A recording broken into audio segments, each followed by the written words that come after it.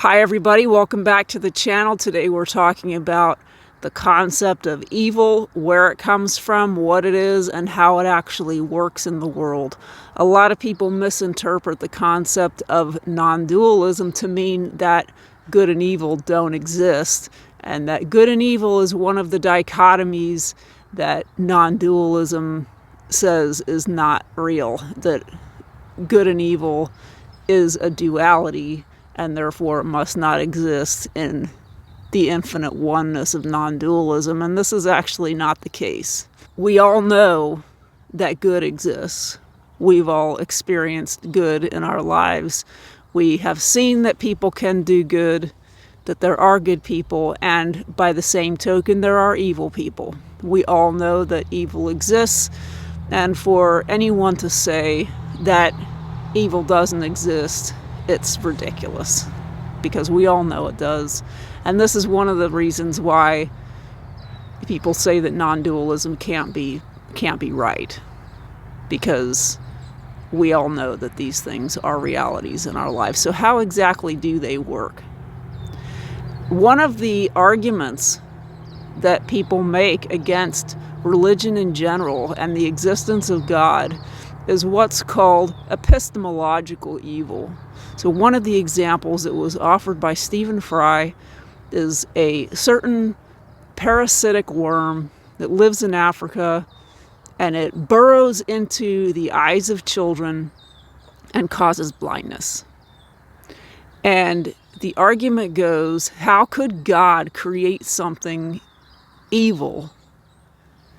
And not just evil, but something that is specifically designed for a destructive purpose to blind little children, 2- and 3-year-olds.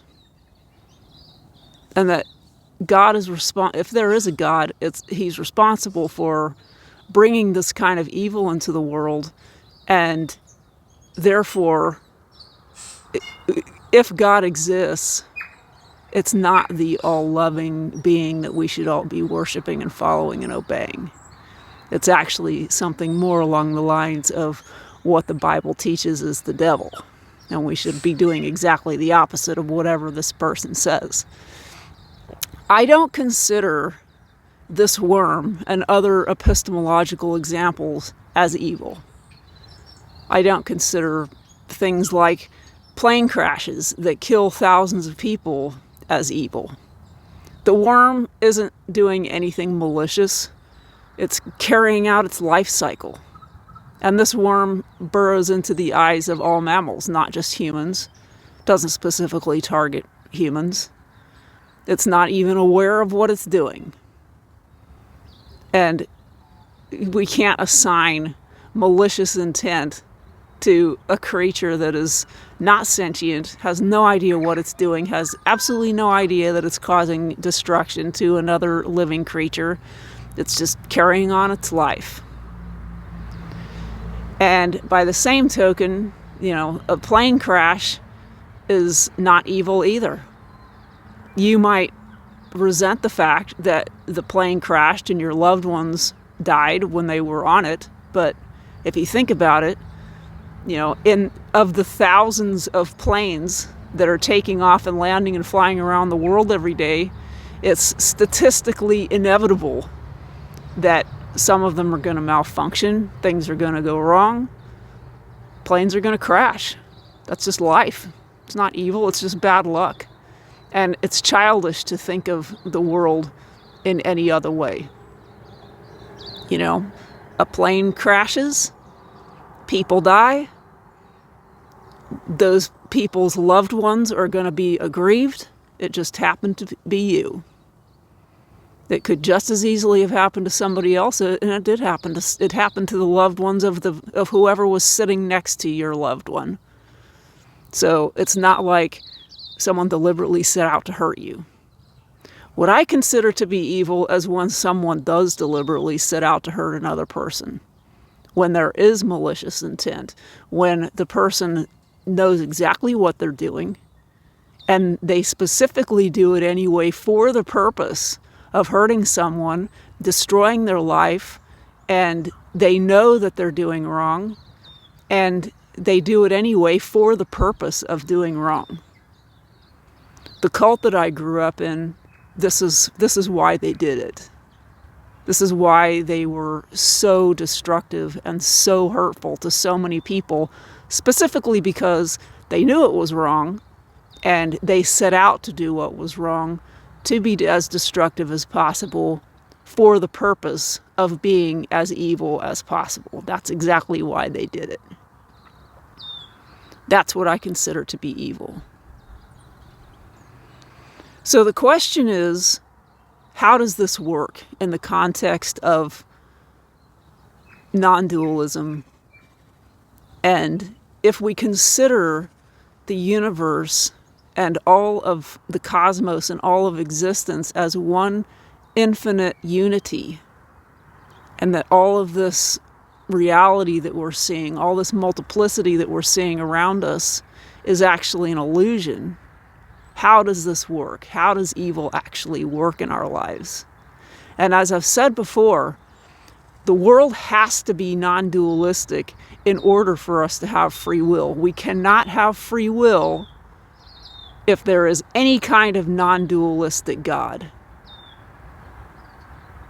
If God is non-dualistic, then He's the one who actually has control over all of this, and He would be responsible for all of the evil in the world, and all of these arguments against God would be right. So the only way this works is if God is non-dualistic.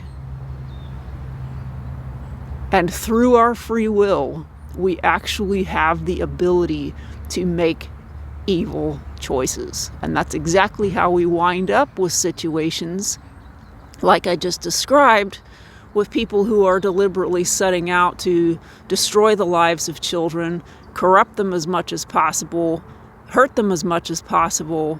And we also have situations in other areas of crime where people are doing overtly despicable, evil things on a mass scale, to thousands and hundreds of thousands and millions of people, and we all know what these examples are. So the question is, how do they get like that? And I've just answered that question. It's through our individual choice. Each of us is making choices every minute of the day about what we're going to do, whether we're going to choose the right path or the wrong path, and we all know what that is. Every time we make an action, we get an instant feedback in our gut, in our instinct, in our intuition, whatever you want to call it. We get instant feedback about whether or not it's the right thing or the wrong thing. We even get this feedback before we do the action. So we all know whether the action is right or wrong. If we eat the wrong thing, if we drive the wrong way, if we say the wrong thing, we all know every single minute of every single day whether we're doing the right thing, and these things compound like everything else. If we keep doing the wrong thing over and over and over again, if we make a consistent habit of hurting people, eventually we'll graduate to the elite levels of hurting people. Same way, if we do the right thing consistently, if we make a consistent pattern of being a good person, being kind to others, helping out, doing the right thing, taking care of ourselves, all of that compounds in the opposite direction. And this is how we wind up with extremely good people and extremely evil people. And every step along that way is our individual choice. No one is making us do it.